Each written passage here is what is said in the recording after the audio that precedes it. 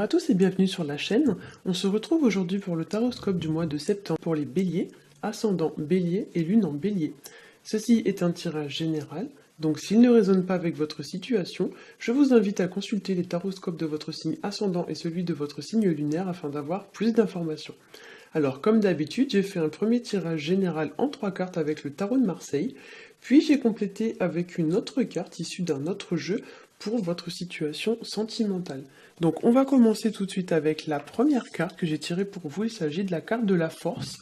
Et avec la carte de la force, il y a l'idée de mener une certaine forme de combat ou de prendre une situation à bras le corps, de surmonter un obstacle ou un défi.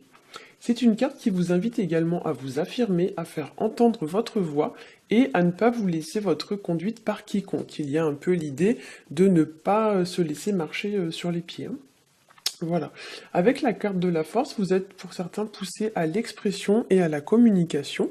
On vous dit qu'il faut faire entendre, comme je l'ai dit, votre voix. Donc il y a des choses comme ça que peut-être vous gardez en vous et qui doivent être exprimées verbalement. Vous devez dire les choses.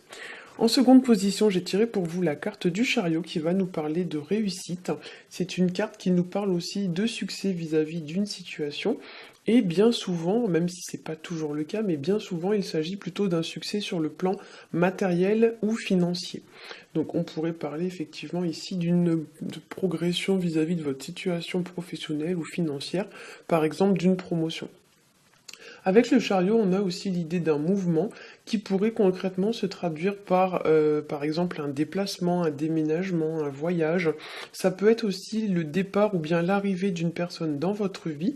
Ça peut être un changement de direction ou d'orientation professionnelle.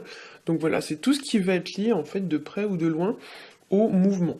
Pour certains aussi, avec cette carte, il y a beaucoup d'apparences autour de vous et dans votre vie, et on vous encourage à lever un peu le voile des apparences, à voir au-delà des apparences, et on pourrait peut-être aussi vous demander pour certains de voir les gens pour ce qu'ils sont, et non pas pour ce qu'ils ont, ou alors pour pas pour ce qu'ils ont l'air d'être. En fait, il y a l'idée que peut-être vous ne voyez pas les gens tels qu'ils sont vraiment, et vous ne voyez pas vraiment ce que les gens vous apportent. Vous êtes vraiment soit dans le déni, ou soit vous vous arrêtez à l'apparence, mais vous n'allez pas voir au-delà, en fait.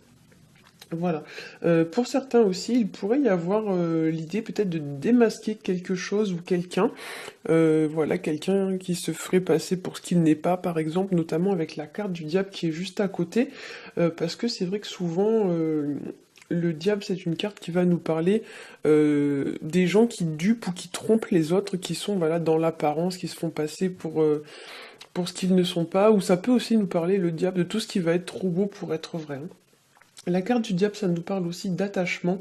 C'est une carte qui nous parle parfois aussi de dépendances qui sont difficiles à surmonter ou à briser.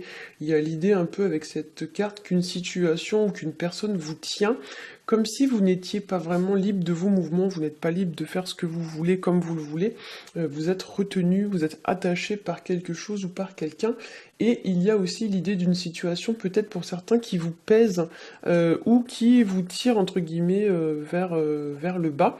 Et cette carte peut aussi vous indiquer un peu l'idée de faire du tri dans vos relations, comme si certaines ne menaient à rien, ou alors qu'elles vous pompaient plus d'énergie, de temps, etc., qu'autre chose. Voilà. Le diable, ça peut représenter aussi tout ce qui nous fait peur, ou tout ce qui nous empêche d'avancer au regard de notre situation, avec l'idée qu'on doit réussir à s'en détacher pour pouvoir progresser, pour pouvoir avancer. Alors, au niveau du tirage sentimental, j'ai tiré pour vous la carte des souris.